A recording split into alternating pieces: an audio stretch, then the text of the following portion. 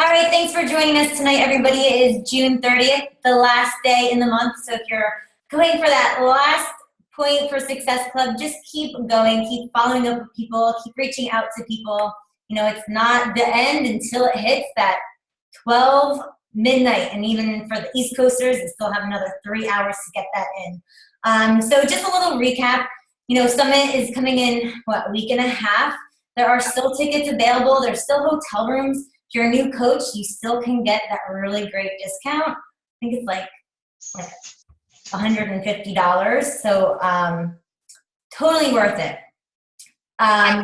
Super Saturday, that is coming up July 25th. So if you are not registered for that yet, please make sure you register it. Like I said, you know, going to events is just completely will blow your mind once you are doing live events and seeing Beachbody people for real and not on Zooms or on Facebook.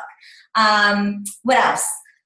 Success Club points for June. Just make sure you tell your direct upline diamond if you have any other new points that are not showing. That way we can post the recognition post for tomorrow. So tell your diamond upline for the Success Club points that you got. Last call for the July 6th Coach Basics. Make sure your name is in the document in a team file section with your email.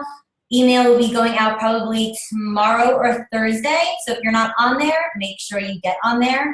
And also the team challenge that we had for June, make sure that you add up your points and also put that in the document in the team file section. It was 1 point for challenge pack, 1 point for new coach, and then 1 point for rank advancement. It's all in the file section too. So we have a really special guest, which I'm so excited that she was able to jump on because she was literally traveling around Europe for a whole month. Kacia, she is on the call, and she actually was a Google recruiter. She was from Seattle, right? And then she moved to New York, became a Google recruiter.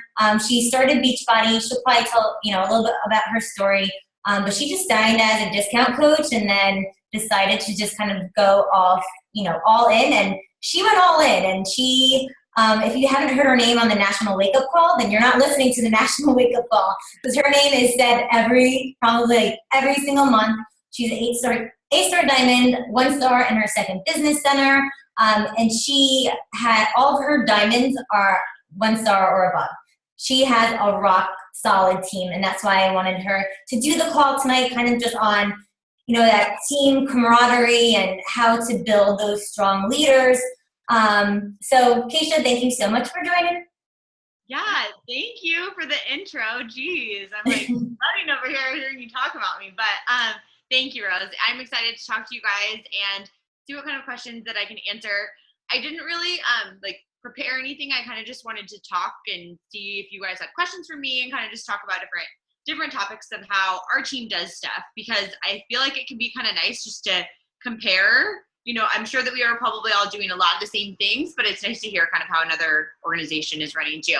So I'll give a little bit of backstory about me. So like Rose said, I started off as a discount coach. I actually met my coach, Brigitte Linford, through Instagram. I didn't meet her. What happened is I ordered P90X offline, and I had never talked to Brigitte. I wasn't friends with her on Facebook or anything. But when I bought P90X, I happened to be following her on Instagram. She's the only Beachbody coach I had ever even heard of. I was only following her because I liked her quotes that she posted on Instagram.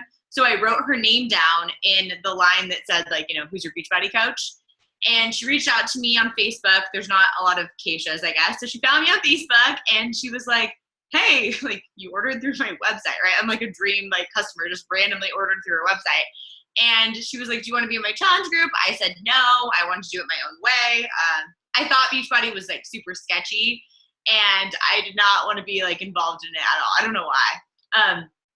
So then a couple weeks later, I reached back out to her and I was like, all right, tell me about this challenge group thing. I'm totally failing at P90X.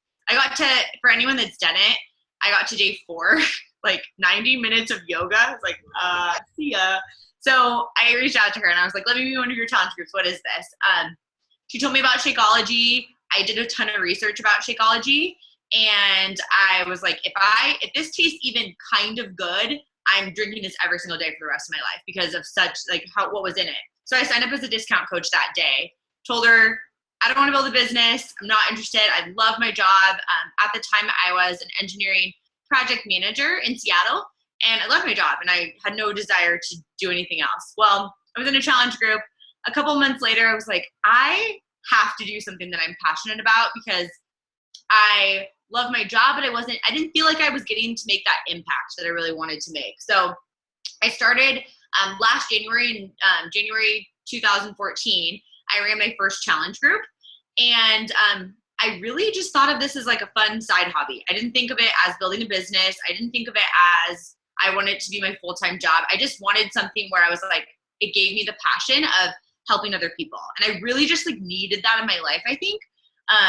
So then I went to Summit. So fast forward, to June of last year. So 6 months into kind of doing this more as like a hobby, I went to Summit and I decided at Summit, like looking at all of these people that were super successful in their business. And I was like, if these people can all do this, I can make this my job. So my boyfriend, Stina, and I were like, okay, here's our game plan. We're moving to New York. 2 years from now, I'm going to do this as my full-time job. And then that happened a little bit quicker. It happened like 7 months after that. I quit Google in April, and I've been a full-time Beachbody coach since then. So it has been a wild ride. And what I will tell you guys is I had no freaking clue what I was doing, but I kept doing the things, the little tiny things that you guys, we all hear this. We all talk about this all the time with our teams, like the little tiny things that are so easy to do, that are also so easy not to do. I do them like, I just did them consistently, not really knowing what was going to happen. But what happened is our team grew from, we had about 50 coaches in August when I moved to New York, and now our team has about 800. So it's really like exploded. And I think that a lot of it comes from what Rose has, wanted me to be on your Rose's team call and just talk to you a little bit about how we've kind of developed the camaraderie on our team and developed the leadership on our team, and kind of answer some questions on that. So do you want me to just kind of jump in, or tell me what you want me to do, if you want a direction or anything? Yeah, no, I mean, just kind of jump in, and then if we have questions or whatever, we can definitely go back and forth. That would be cool. Yeah. So I was kind of thinking about like the team culture part of it and how our team has developed into having like a lot of leadership within it. So right from the get-go, my coach, Brigida, if you guys know Brigida Linford, she has a really large team, really large organization. Her team's called Forward Fitness. Right from the get-go, I identified that my niche, or like the people that I was most attracting into my business, were going to be really similar to me. So I'm, in my mid-20s. I don't have any kids yet. I live with my long-term boyfriend now in New York. I was working as a corporate professional and I wanted to quit my job. That was my goal. So I knew that I was going to find a lot of people that were going to be like me. I'm not actually super, this is going to sound weird, but I'm not super hardcore into fitness. But I'm really, really into empowering people and using fitness as a tool to help motivate people to have more confidence, to, build the kind of life that they want. And I really started to develop this passion for entrepreneurship and helping people build their dream life, basically.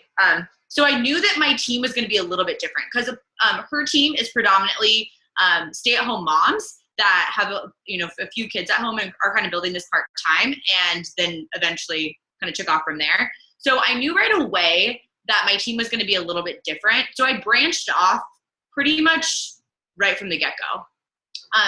When I started building my team, I had reached out to her and I was like, what's the first, when I look back at this, I'm like, what was I thinking? But I was like, so what's the first step when I like build a business? What should I do?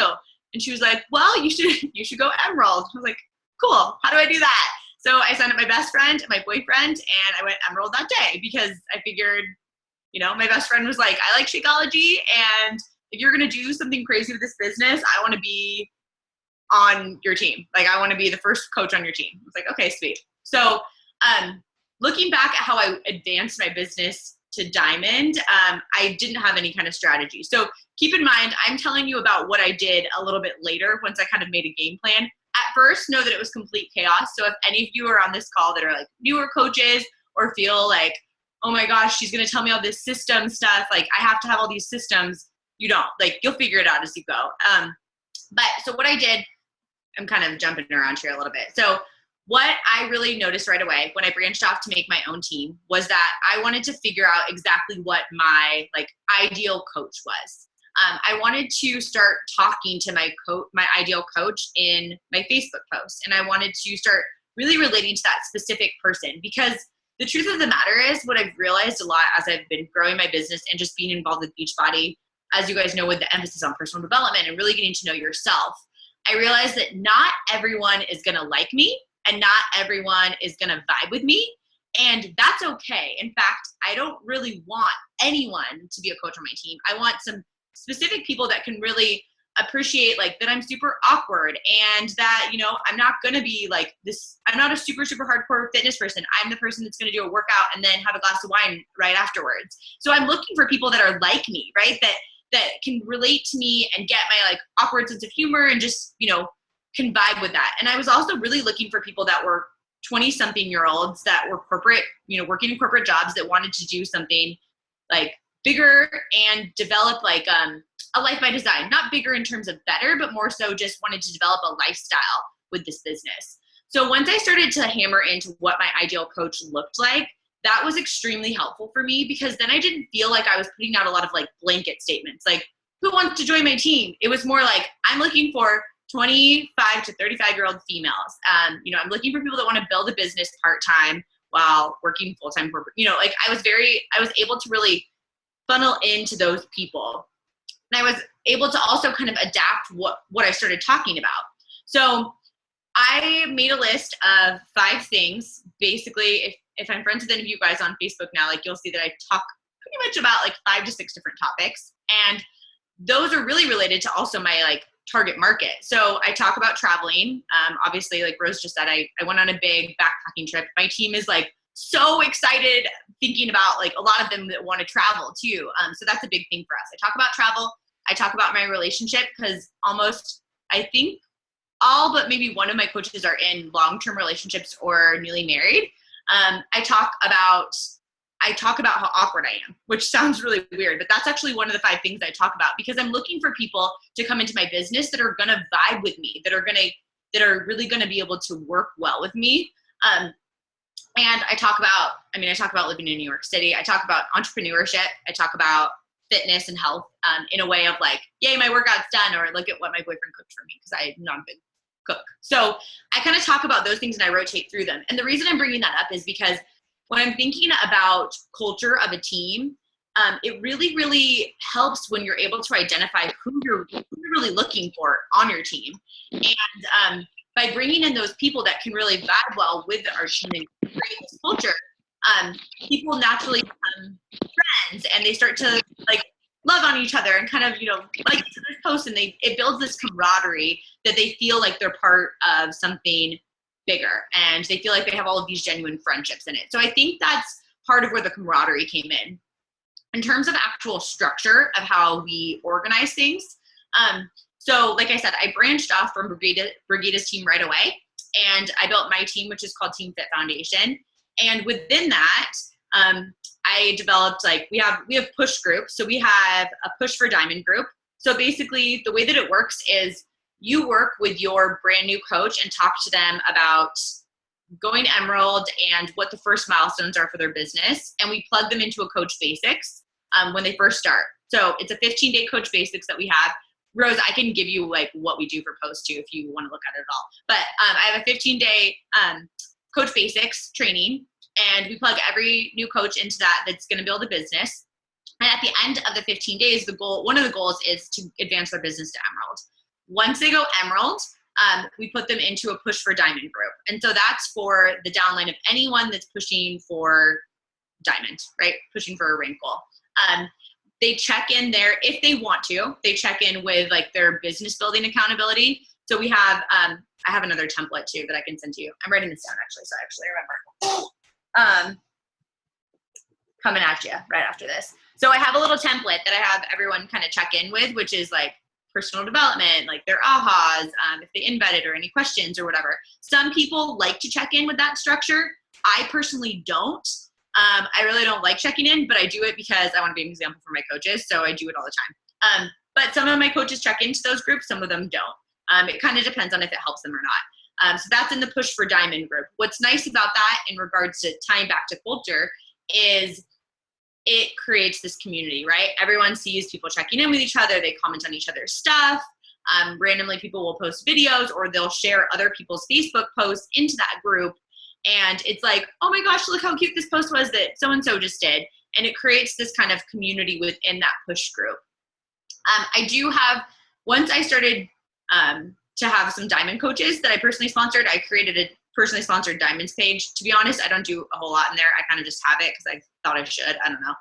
And then we have a leadership page, which is where that's my personally sponsored diamonds. And then anyone that they identify on their team that they identify as like a strong leader that's like really into Beachbody, that's like sees the big vision with this. And that's a smaller community of people. So it's my diamonds, my coach's diamonds, and then some people that aren't like diamond ranked, but they're like huge leaders on our team. So that leadership page is like my heart of my team. This is where I go for like everything. This is where I post the awkward crying videos when something really awesome happens, or, you know, just like where I ask advice about things. We collaborated to make our Coach Basics together, and we're like, what kind of stuff do we think is important? And it was really, really a team effort. And for me, that was really important because especially in Beachbody, and as all of your guys' organizations start growing, and Rose can attest to this too, is like, you know, you get shouted out for your rank and for your accomplishments and recognition for rank and everything is so important. And I think that recognizing coaches is great. But for me, I really wanted it to feel like it's a team win. I really wanted my team to be like, this is us doing this together. So although I get shouted out for, you know, 8-star diamond or whatever, you know, it's our team, right? Like I wouldn't be an 8-star diamond if I didn't have 8 diamond coaches, right? So I really focus on making sure that I'm including them in things that we're doing. And I did this from day one. I think that even if you have one coach or you have 3 coaches or you have 50 coaches on your team, it doesn't really matter. I think that as like one person, if you have one coach, even if they're a discount coach, you are a leader. Like you are a leader as a coach. So you can kind of decide what is your team, whether it's, like I said, one coach or 50 coaches, what that's going to look like for you. And I mean, I think collaboration is the best way because I have brand new coaches. Like one I was just talking to earlier today, she brought up this idea and I was like, that's amazing. Wow, let's do this. Will you? And I told her, she's a brand new coach. And I was like, will you make a video for us and post it into our team page? Because that is like a genius idea. And I've never thought of that. And as we develop, I'll come back to you with it. It was like, it's this like toe dipper idea that's like between Coach Basics and signing up as a new coach. And she was calling it toe dippers. So I was like, you are so cute. And that's such a great idea. So anyways, I just think that it's really kind of, for me, it was really important to right away, like identify who saw the vision with Beachbody, had goals for themselves and push them to be a leader beyond what they thought they could be right away. So that I think really helped solidify this culture of leadership in general, to create more leaders. Cause ultimately that's my goal. I'm not trying to just develop coaches to diamond. Diamond is like on the path towards whatever their big goal is. Like if their big goal is to do this full time, or their big goal is to be able to be a stay-at-home mom in the future, or leave their corporate job, or whatever their goal is, even if it's just, you know, to make $100 a month, it doesn't matter what their goal is. But my goal is to figure out how we can get there and let them know that they're a strong enough leader that they can get there. So I'm not giving you guys really good tangible like things to do, but I think part of it comes from just sharing with your team, like your belief in them as a leader and putting them in those situations where it's like, the coach that I asked today, that I was like, can you post that in the team page? She was like, oh, wait, do you want to post it? And I was like, why would I post it? It's not my idea. Like you post that thing and you make that video. And after she did, she got so much like positive feedback from people commenting on her post in our team page, and they were all so excited. And she's so excited and she feels like a leader and she's inviting coaches. And it's just like, because she was put in a position where she felt like a leader and she was identified as a leader. And I think that speaks wonders, because then you feel, when you feel like it, or even if you're put in a situation that makes you really uncomfortable, you grow to be that person and you figure out, like, I did not know, you guys, I did not know how to like oversee a team of 800 coaches. I was like, I'm just gonna have to figure this out as I go because I have no idea how I'm gonna do this. And I think that kind of just comes from like stepping up into those leadership roles, I guess. Am I rambling and talking really fast? And are we like? I got you with the talking fast. We're good. Okay. Keep going if you got more. Yeah. I'm writing down a ton of notes. Yeah. I feel like, so that's kind of like the structure of our team, I guess. I'm trying to think of what your other questions were. I'm really just kind of winging it. Do you have specific questions or? I wrote some questions down now from like the systems that you have. Did you, I guess, borrow that from Brigida and see from some ideas, or did you right off the bat kind of start out with fresh ideas? Because what I tell my coaches is, listen, like we have all these systems in place. Here they are. Just take them and do that first. And then when you feel like you kind of know what you're doing and want to make systems for yourself, then do that later on. How do you? Yeah, I couldn't agree with that more. I think there's definitely, and I tell my coaches that too, I'm like, there is no need to reinvent the wheel. I also talk about the fact that like, sometimes one of my fears when I signed up as a coach, or not when I signed up as a coach, but when I decided I was going to build this business, is I looked at some other people that had these amazing blogs and like pages and Instagrams and YouTube channels and all this stuff. And I was like, I don't even know how to post. Like, I've never even posted a YouTube video. I am not like, I don't even know how to do a blog. My Instagram, I was posting just like random stuff. I had no idea of all of that. And I knew coaches that come to me and they're like, all right, Kacia, do you think that I should do, I think I'm going to do a like page and I'm going to start my blog and then maybe I'll do YouTube afterwards and I'll do an Instagram and then I'll do Facebook. I'm like, whoa. Don't reinvent the wheel. Don't, like, what I did to build my business to the point that I was building it part-time to build it to a $100,000 business while I was working at Google. I did Facebook. I had a YouTube channel that is just for training videos for my team. I didn't like bring in any people from YouTube. I have an Instagram account, but I never, had anyone build the Instagram for me. And I didn't, I don't even have like a ton of followers on Instagram.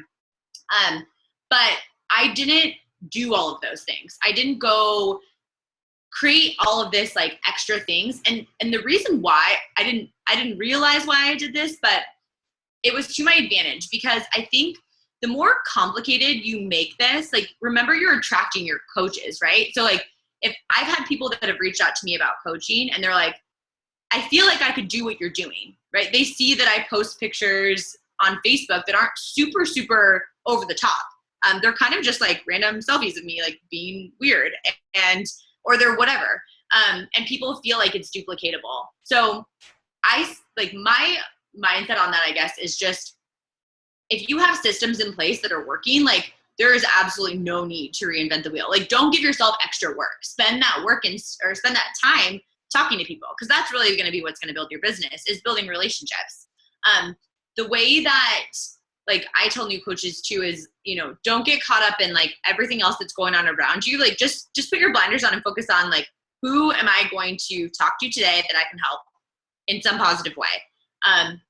Just talk to people. And that is how you're going to build your business, is building relationships, versus getting caught up in like, how do I structure my business? How do I, you don't even need to have all these structures when you have a smaller team. I think it's just more about building the relationships with the coaches that you do have, and then talking to people, bringing them into, if you guys have a system that is running really like effectively, I mean, keep doing that. Like, no, there's just no need to reinvent it. What happened? So Brigida has, she had like a Push for Emerald group. She had a bunch of push groups, and I was that girl that didn't check into any of the groups, like the rebel. I did stuff, but I didn't check into the groups until I developed my own team. And I was like, wait, I want to check into these groups so that my coaches can see what I'm doing. But some of the stuff I took from her, like she had the Push for Diamond group. But I kind of did develop that a little bit differently. And that worked for our team. And now that my coaches are building out their own organizations, we're having these conversations of like, they're taking the system that we have and they're just doing that exact same thing for their teams. And I see that the coaches that take that system and they implement it for their own teams, their businesses are just growing dramatically. And it's because they're just taking, if it works, why try and like tweak it, right? And then of course, for me, it was like, my goal was to get out of the corporate world so that I could start to focus more on my team and start to focus on what else I wanted to do with this. And I think now I'm starting to think, well, maybe I do want to blog. And like, I opened up a blog page and I'm like, I've written one blog post since I opened my blog page. So, I mean, it's kind of like you start to figure out like what else you want to do with it. But, you know, I don't think it's necessary to do lots of crazy stuff, I guess. Awesome. My next question was, do you ever have, you know, we all have like those coaches that we want to be amazing leaders, but they don't take that step. Right. Have you ever come across with people, like how do you gauge that, and how do you put them into the leadership role, or do you just kind of continue and work with the people that want to be leaders and that are showing you the action? Right. I think that's hard, and one of the things that Brigida told me early on was to kind of just act as if, right? Like act as if you have more coaches than you do, or act as if you are, you know, leading a larger team than you are. Because what happened to me early on in my business was I saw that I had these coaches and I was like, all of them are going to be so amazing. And I wanted it more than they wanted it. I'm like, you guys, we can do this together. It's going to be so great. And the truth of the matter is, you know, you guys know this, like you can't want it more than the person that needs to actually do the work to build it. You can't want it for them. So what I do is I really focus on if the coach is like scared to be a leader and they're scared to be in that type of a role, then I'm talking to them about personal development, obviously, right? We all know this. I'm talking to them about personal development, and I even like put them, I don't want to say put them in charge because I'm obviously not a manager, but more like a mentor and friend. But I will say like, hey, would you mind updating like this? And, you know, we used to update the national wake up calls. Like someone would post the recording thing in there and do like the announcement saying when the national wake up call started. And I would be like, you love national wake up calls. Do you want to be the person that does that? And it was just this, like the tiniest little thing, but she was super excited. She was like, yeah. And I was like, oh, Keely's the national wake up call person. Like she always listens to them like live and she'll tell you exactly how it was. And she would comment below with like what she thought of it. And that gave her just a little bit of confidence. But then there's people that say they want something. They're like, I want to build a full-time business. I want to do this. Kacia, like, I'm ready to go. Let's do it. And then it's like the end of the month. You're like, oh, I just didn't get around to doing any invites. And I'm at Success Club 1. I'm like, well, like, sorry. Like if you, like, there's statistics that like you look at all the Beachbody, like not tractions, but graphs, sorry. And they're saying, I've seen in one of the groups, the wall that they have, if you hit Success Club 5 consistently for 2 to 3 years, you're going to build a $100,000 business. If you hit Success Club 10 consistently for a year to 2 years, you're going to build a $100,000 business. And that's like, I mean, of course, that's a blanket statement, but that's what the trends show. So it's like, if you're not hitting Success Club, you know, you're not building at the rate that you want to build. So I talk to my coaches about that. I'm like, let's look at your schedule. Like, when do we actually think that we can block out times to do non-Beachbody messages where you're reaching out to people and you're not talking about Beachbody? When can we block out times to do your invites? Like, when do you think that this will work for you with your life? And I think sometimes like what I've run into with coaches is they have these goals and things that they want to do, but they're comparing their current situation to someone else's situation. Like everyone's always in different seasons in your life, right? Like my business, like I wasn't trying to hit Success Club 100 when I was traveling for a month, right? Like, I mean, I've never done that. I've never hit Success Club 100. That would be great. But, you know, like you kind of like have to learn to understand where you're at and what your goals are that are actually realistic to the work that you want to put in. So I'm always talking to my coaches about that too. Like, if you want to put the work in to build this business, like it's not just going to happen. It's not just going to happen and fall in your lap. Like you're going to have to work. So I'm kind of like a tough love person in that regard. But at the same time, if I reach out to someone and they're not coming back to me, I kind of am just like, I'm here for you. I love you. I'm here if you need me. I'm always available. This is my calendar. Or if you want to talk to me at all, book a time. And if they don't, then I just kind of check in with them every now and then. But I definitely chased people in the beginning and word vomited and chased people. Those were the two things that I was just so bad at. But I don't do either one of those now. Well, sometimes I word vomit, as you guys could probably guess, but I don't chase people. Because you just can't want it more. You can't want it for them, you know? Totally. Yeah. We'll open up the call since we've already had you on for a half hour. I could probably ask you questions all day. So guys, if you have any questions, just unmute your line and fire away.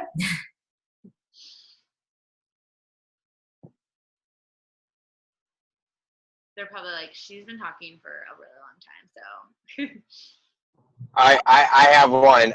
Can I ask you what, like, you know, I always like to goal set and everything like that. What exactly, you were saying those numbers before, those, the Success Club 10, they averaged the 100,000 after 2 years or so. Like, where did you find those numbers again? I found it in a group that they have for 5-star and above. It's called The Wall. I'll get it to Rose. There's a post that I think it was one of the coaches in the Wall that posted about that. And then they had I actually made a kind of cool graphic for my team that was talking about it. I'll send it over to you, Rose, because it was showing a couple of coaches that commented about like their income progression from being Success Club All-Stars, like from Success Club 5 All-Stars, like hitting it for 12 months, and being Success Club 10, and kind of how their income has jumped from that. So I can get that to you, so you have some kind of stats to see. And what's a good rule of thumb? Like, how many hours, like when you really started hitting it, like how many hours a week would you say you put on average to like really hit that, like start being able to hit those numbers that you found? Yeah. So I kind of, the way that I structure it is I would have like a minimum amount of like I call them non-Beachbody messages, where that would be like me reaching out to people with no intention of talking to them about Beachbody. In fact, I would like avoid the Beachbody topic. And then I had a number of like invites that I was trying to do each day. And then obviously posting and stuff. There's other things that go involved with like that total accumulation of time. But I would say that I probably spent I spent an hour in the morning before work, before doing my workouts, and then I would spend somewhere between an hour. I would probably spend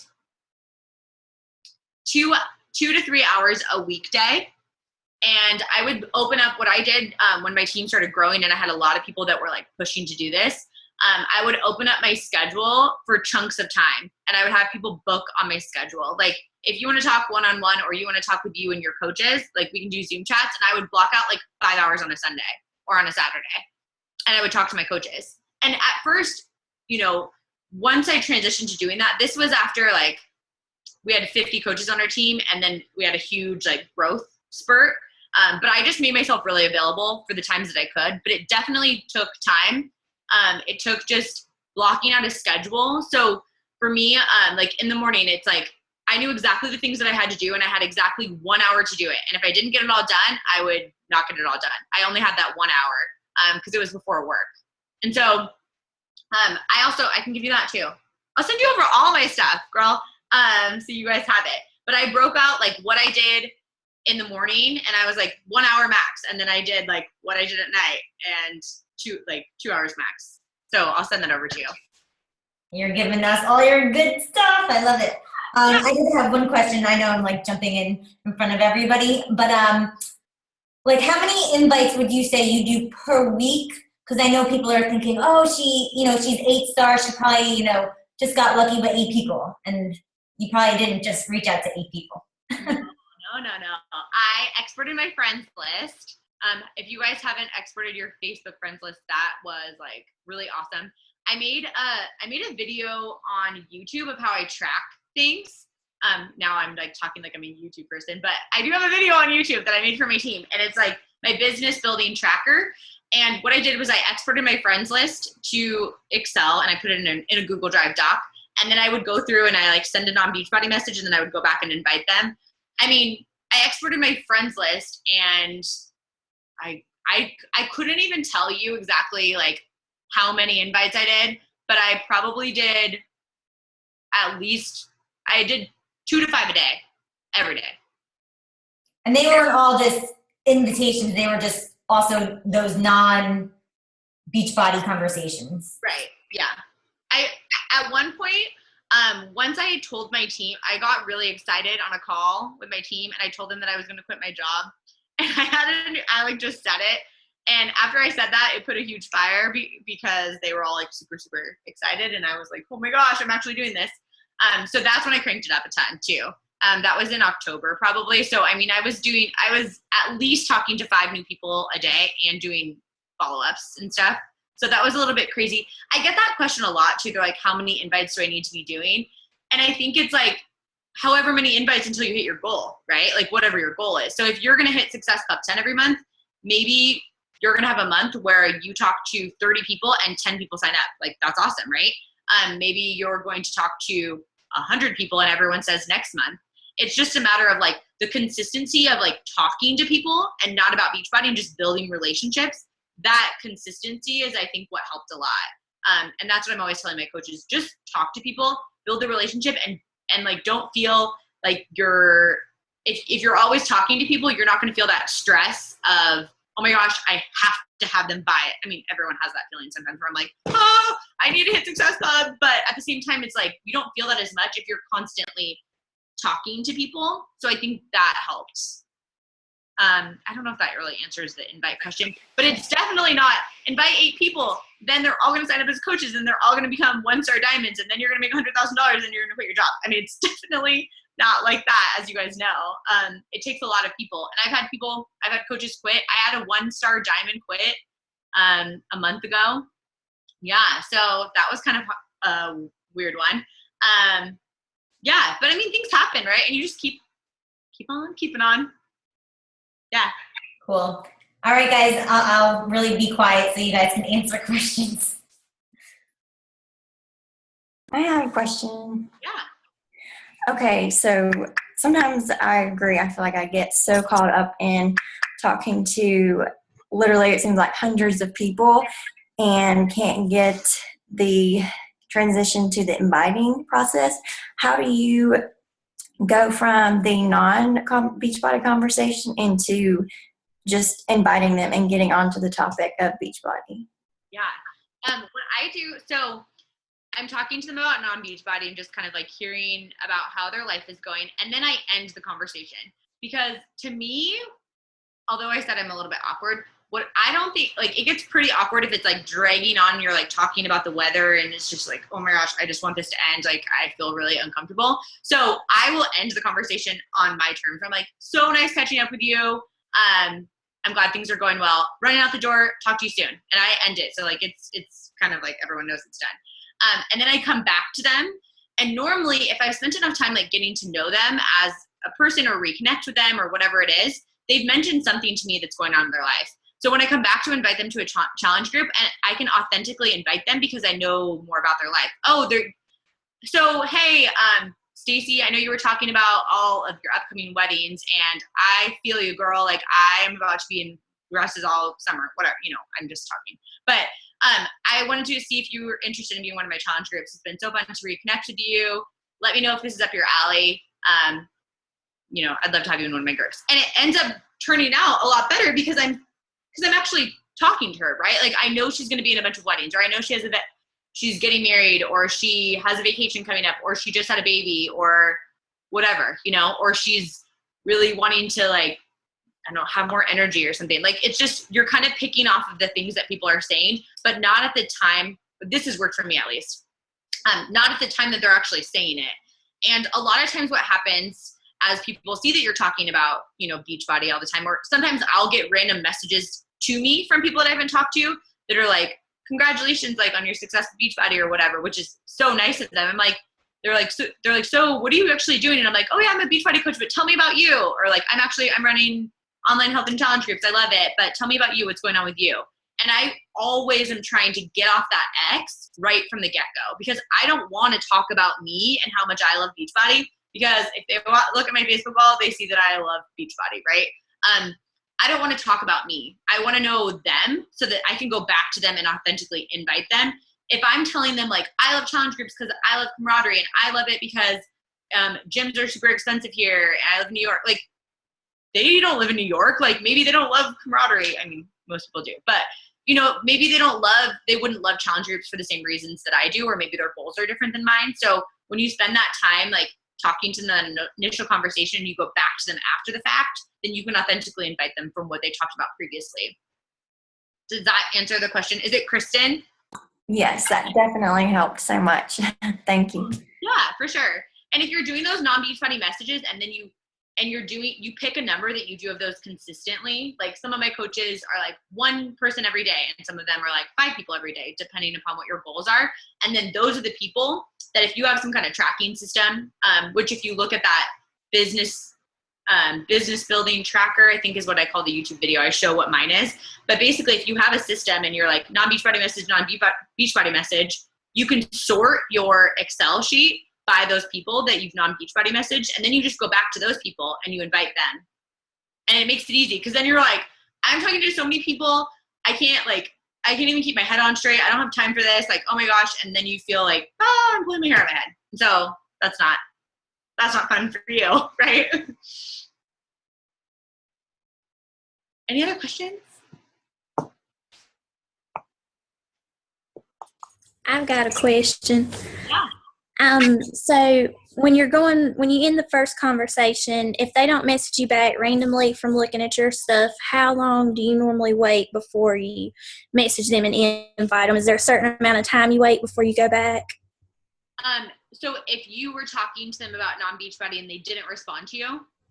No, if you're talking to them about non-Beachbody and then you stop the conversation and we're waiting to invite them at a different time, how long do you normally wait before you do the invite after you start that initial conversation?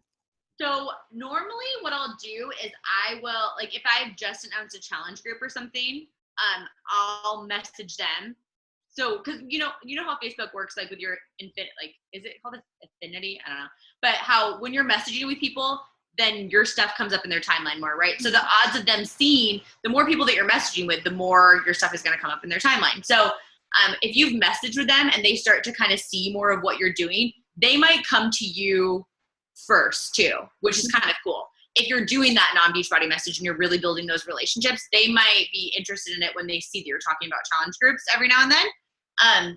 So if not, then I would just come back to them like a few days afterwards. I don't really have a rule of thumb. It's mostly just I'm cranking through non-Beachbody and then I'm sorting by non-Beachbody and then I'm just going back to those people. So, I mean, a couple of days, when you have a challenge group coming up, I kind of created a system where the first and third Monday of the month, I run my challenge groups every month. So I could just keep it. Otherwise, I feel like I'm like, shoot, I need to do one and crap, like I didn't invite enough people or whatever. So I just keep it really systematic. But whenever I would say a couple days afterwards as a general rule of thumb. Yeah. Thank you.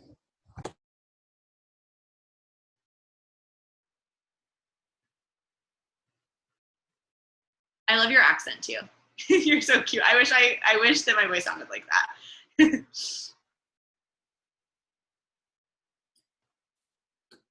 All right. Anybody else? Last call?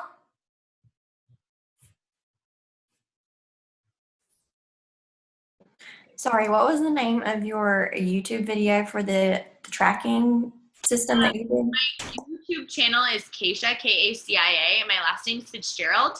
And I think it's called Business Building Tracker, I think. Yeah, you'll see like the main screenshot of it is like an Excel, it looks like a Google Doc. But my coaches really, really like that. So, and a lot of them just get their mind blown by that tracker, which I thought was pretty simple, but it really, really, really helps. So if you're a type of person that can do trackers and you find a system that like works for you just to like kind of keep track of all the people that you're talking to and that works, like, heck yeah, go for that.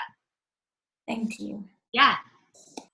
And then do you use Acuity scheduling to schedule out the calls for your team? Or what kind of scheduling thing do you use? Yeah, I use Acuity.